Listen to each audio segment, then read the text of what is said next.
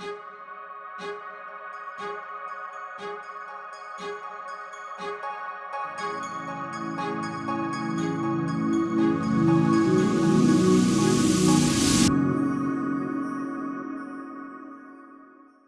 hello and welcome to this week's episode of Kitty Talks. Before we start, I just want to let you know that we are going to be doing the Follow Your Highest Excitement Challenge. So we would love for you to come and join us. If you haven't heard of my challenge, well, it is explaining to you how you can live longer, be happier, be healthier, and have a deep sense of unshakable inner peace.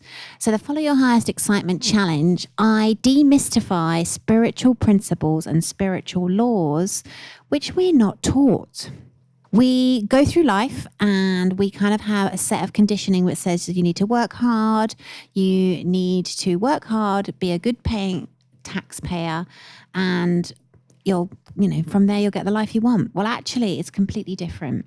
So the Follow Your Highest Excitement Challenge will demystify why you need to do the things that excite you. Now, that may sound obvious, but quite often we believe that we can't make money from our passions, that we can't make money from the things that we truly love. They're not proper jobs.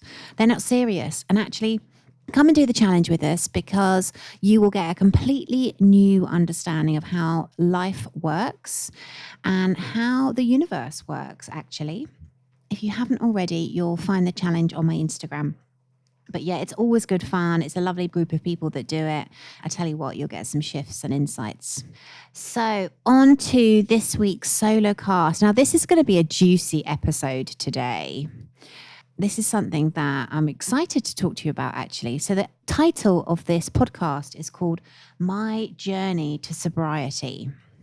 And I wanted to share with you my own story around alcohol. Now, unless you've been hiding under a rock recently, you will know that sober curious is kind of the new word. And actually, it's very cool to be sober. And there are all now manner of non-alcoholic drinks available on the marketplace. Things like Daybreaker, sober clubbing. There's so many things out there now that you can do to socialize without alcohol. Yet we seem to have a kind of divide on the planet. I would say, of my kind of circle of friends, I would say most of my transformational leadership friends, people who are up to big things in the world don't have time to drink and don't really want to because it slows them down. And the mindset operating around those individuals is, why would you put poison into your body? Because that's just a ridiculous thing to do. And then there's another kind of sphere of influence, which is, that's what we do. That's how we unwind. It's how we chill out. It's what we do when our kids go to bed, or it's how we let our hair down. It's how we socialize. How could you socialize without alcohol? Can you have fun without alcohol? So there's lots of opinions and there are lots of schools of thought out there at the moment. And depending on where you're at, I'm hoping this podcast will give you some food for thought.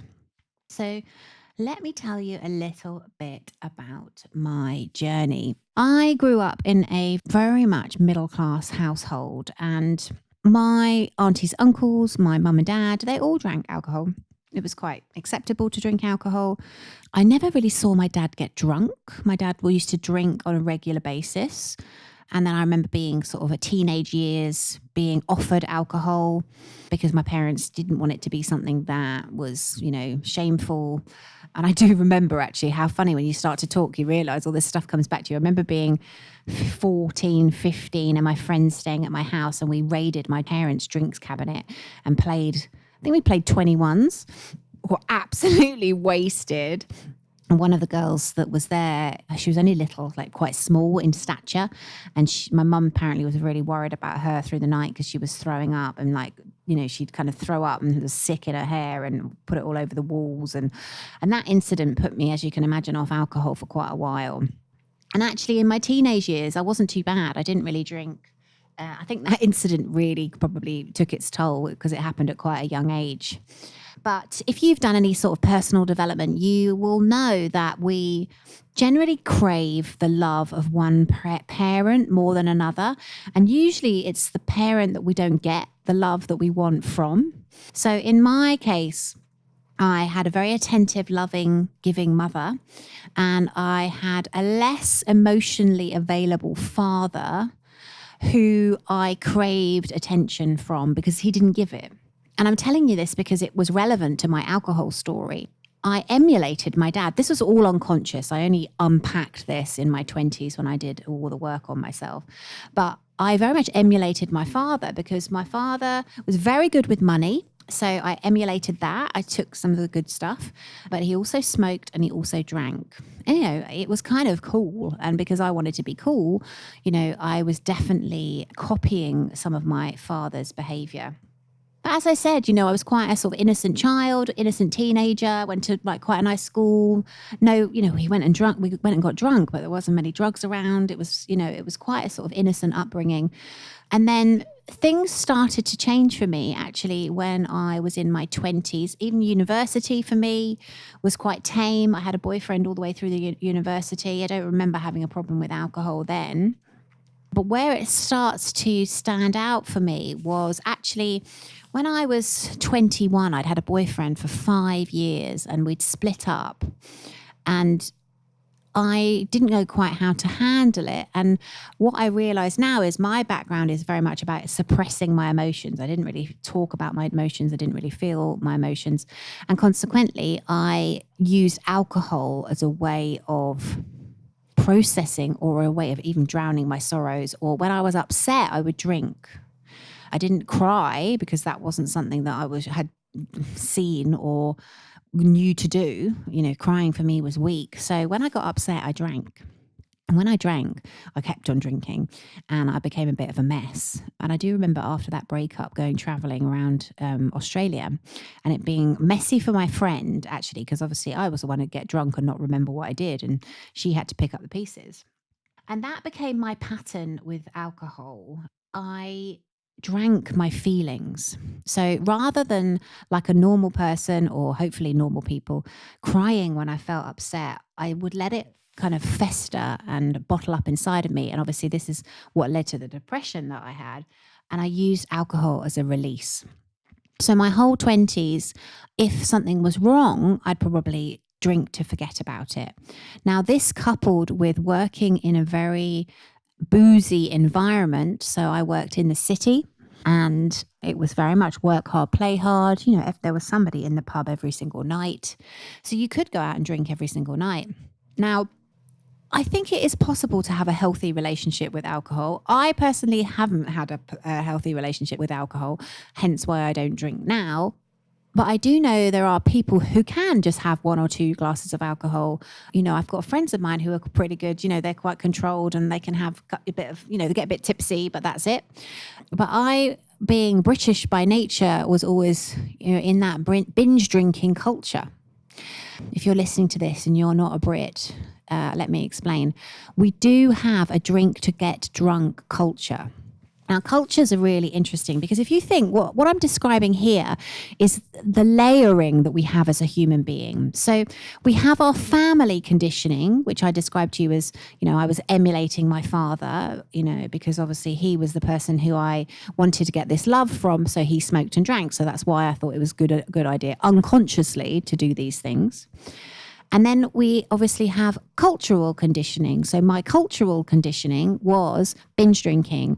And British people drink to get drunk. We're not particularly civilized in how we use alcohol. So if you go to another country like, I'm trying to think, so the European countries generally tend to be better at not overdoing it. I'm sure there are exceptions to every rule. But if you're Spanish or French, it's not culturally acceptable to be drunk. Whereas in Britain, everybody just gets wasted, and that's acceptable. So there's a lot of things going on for human beings in and around their alcohol attachment. So have a think about your own alcohol attachment. Have a think about your family patterning. Have a think about who you were emulating, who your role models were. Because I know from listening to other people's stories, like I was listening to a podcast the other day by Kate, I can't remember her surname. It's Mike Watts and Kate somebody or other. And she was saying that she found out at a young age that her grandmother was an alcoholic. Her parents told her like 10, and that put her off alcohol. You know, as a 10-year-old, you're very, very impressionable. I remember listening to Tony Robbins saying that what he did with his children, which I thought was brilliant. And so God help my children when they come, because what he did was take his children at a young age, like 10, 11, 12, where they're still children rather than teenagers, and show them the effects of drugs and alcohol. So he took them to a rehab center and showed them, people who were misusing drugs and alcohol, what it did to them. Now, can you imagine as a small child, you seeing this? Of course you're going to say, my God, why would anybody do that to themselves? And actually, when you unpack alcohol, it is ludicrous that we drink, because it is literally poison to the body, as we said. You know, most of the time we start drinking and we throw up. That's because you're drinking poison, and all you do is you condition yourself to like alcohol. You know, most teenagers, like my teenage stepdaughters, don't drink wine because they don't like the taste of it. And of course, I never used to like or drink wine. And of course, we tell ourselves that actually it's an acquired taste, you know, whereas it's just poison, really. What you're exposed to at a young age can have a real impact on whether you drink or not. And I obviously know of people who have alcoholic mums and dads, and of course that totally puts them off alcohol. They go the opposite way round. Now, it can work like that, where you get put off it, or it can actually mean that you copy and emulate it, depending. So you've got family conditioning, you've got cultural conditioning. Now, in my case, as I said, in my 20s, I was in an environment where, so not only the British culture is binge drinking, my direct environment was binge drinking, and it was work hard, play hard. So the culture of the business that I was working in was to go out and get drunk after work on a Friday, Thursday, even Tuesday, Wednesday night. Now, the other thing you've got going on as a human being is you like to fit in. We all like to fit in. We're taught to conform. We're not taught to stand out. You know, in Australia, they have this thing called a tall poppy syndrome, where actually, if you get too big for your boots, they'll cut you down. And we all have memories as kids of maybe saying an answer and getting it wrong and being laughed at. And there's nothing worse than being rejected by your peers at a young age, or even adult years, you know. So we're taught to fit in. And I remember being in that work environment and wanting to sort of control my alcohol intake, but at the same time, I didn't want to be left out. And so FOMO, fear of missing out, is a huge, huge thing for humans. And if you're in an environment where it's very boozy, you know, water finds its own level. You tend to emulate, or you tend to copy, or want to be like the people around you. So who you hang out with and who you surround yourself with is also a huge factor, as we well know, in how your life looks. So listening to this podcast the other day, this lady, she didn't drink, so her friends didn't drink. Now, I did drink, so my friends did drink. And what you find is, I've noticed with friends of mine one friend of mine who I've lost to alcohol. When I say I've lost to alcohol, he was my best friend growing up from school, from a young age. And his father was an alcoholic, and he is what I would call a functioning alcoholic. And because he ended up going into the bar industry, everybody around him drank. So it essentially was the norm in that environment. So it meant that he didn't necessarily stand out quite so much. But obviously to us, he's really stood out because we didn't drink, you know, have a vodka at 10 o'clock in the morning at work. But because he was working in a pub, that was perfectly acceptable. So it's very interesting how we can build environments around us that are very heavy and strong in alcohol. And this is exactly what I did. And then coupled with that, my university friends started to get into, or once they'd left university, or some of my school friends started to get into drugs. So when I say drugs, I meant going clubbing, you know, discovering the clubbing scene. And of course, alongside the clubbing scene comes the ecstasy. And personally, having suffered, or at that point in my life, I was suffering with quite bad depression, not that I understood it. That coupled with the alcohol, that coupled with the drugs was like a dangerous, dangerous cocktail of things.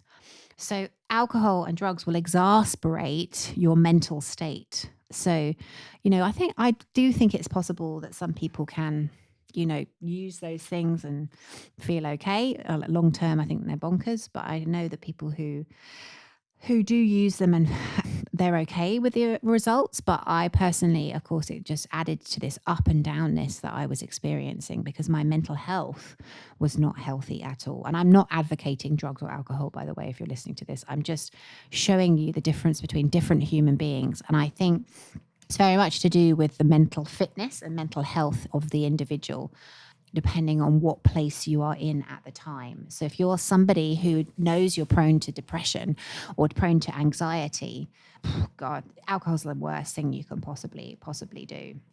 So my journey to sobriety, I actually gave up alcohol. I remember when I was coming out of working in this city environment and I'd started to do a lot of personal development. And I wanted to change my life. Wasn't happy with how my life looked. As I said, I think, I had the classic trappings of should have been happy because I had a good job, had great friends, was earning great money, had my own house at a young age. But I was obviously dying inside and miserable. And so I started to transition and move my life away from people that drank. And for the first time in my life, I had friends that didn't drink. This is unheard of for me because that's what I thought that everybody did.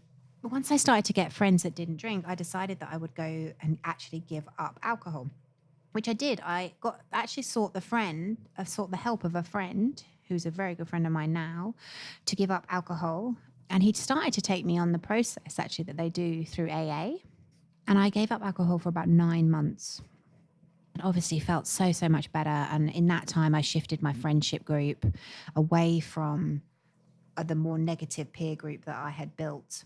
And would you believe I fell off the wagon after 9 months because I went out with some old friends of mine and the environment was strong and I ended up drinking. And then, of course, from there, I started to drink again. But I think from memory, I do remember having a bit of a more healthy respect for alcohol after that giving up of 9 months.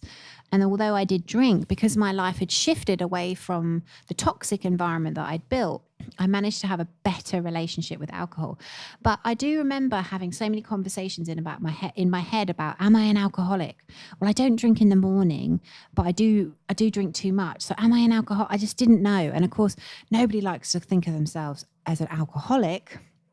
And the way we classically think of an alcoholic is somebody that drinks in the morning. And of course, I didn't do that. I could go for weeks and not drink. But when I did drink, it would get messy. So I had a problem with alcohol, essentially, is what I'm trying to express to you. And at that point, I suppose I'd gone through this period where I'd had completely abstained, and then I'd gone back into an environment. It was very environment related, which wasn't so heavy with alcohol. And actually I got to the stage where I could just share a bottle of wine with a friend and that would be it, but it was interesting for me to watch, depending on the friend that I hung out with. If that friend was quite controlled and they were the type of person that would just share a bottle of wine with you. I lived with a guy who's still a very good friend of mine now. He's very good with alcohol. He just, he knows when to stop. And he was a really good influence on me. For me, the other thing that really tipped me over the edge was wanting to be a parent. And I didn't want my kids to grow up in an environment of mum and dad having a hangover or mum and dad reaching for the wine bottle when they went to sleep, or just, I didn't want my kids to have that even in their existence. And I didn't want to be that parent. And that was a really big motivator for me, because knowing how my relationship with alcohol was, I could just stare down the barrel or down the bottle of what I would be like as a parent drinking alcohol. And I didn't want to be that person. So I really hope you have enjoyed this episode. I really hope you've got something out of it. Please, if you haven't already, come and join our free Facebook group. And as I said before, we are doing the Follow Your Highest Excitement Challenge soon. So come and meet some new friends, come and get a different perspective on how you should live your life, come and understand the universe and the secrets of the universe and how you can tap into the secrets of the universe and manifest and create the life of your dreams. It's actually not that more difficult, but we just haven't been given the rules. So thank you again for listening. I really appreciate each and every one of you who take the time out of your day to listen to these podcasts and share the fact that you're listening. Tag me. I love it when people tag me. I love it when people let me know that they have got something from the conversation. But all my love to you. And I'm going to do a couple more podcasts, actually. One is going to be on radiation EMF and the effects of that. I've been talking about that for a while. I'm going to do that one too. And I'm going to give you an update on my name change. Because actually that's something I didn't mention in the podcast, but I discovered when I did my numerology around my name, there were two things that I'd struggled with. And I'd use the word struggle. And obviously we create our words. We create our reality through our words, but that's how it had felt for me. And that was alcohol and my food intake. And when I did my numerology, she basically said that my name, Kate, so my name is Kate, my name Kate is a 12-3, and a 12-3 does have this internal struggle around food and has addiction problems. Now, how fascinating is that your name, the vibration of your name, if you think of it like a umbrella or a coat, you're wearing that vibration, and so it exasperates things. And she said that it was very prominent in my name, and so one of the many reasons I changed my name was to let go of that problem that I'd had for 35 years that I couldn't find a way of getting through myself. And interestingly, after obviously changing my name, the giving up alcohol has naturally happened.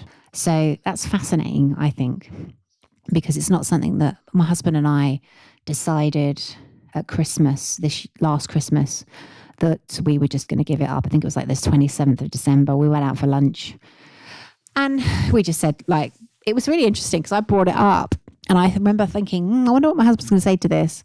And he just went, yeah, we're done. I'm done. We're done. You know, he is very into his meditation and he knew he couldn't get where he wants to get with his meditation while he was still drinking alcohol. So it naturally was very easy and a simple decision that we made, and we've never looked back. So what is it that you got from what I have just said? Where are you on your journey? Come and talk to me. The episode will go live, and obviously we will be on Instagram. But I'd love to hear your realizations. You know, can I help you? Is there something that you would like some advice on? I really hope this conversation has been of value to you. I am sending you much love, and I look forward to our next meeting. See you soon. Bye.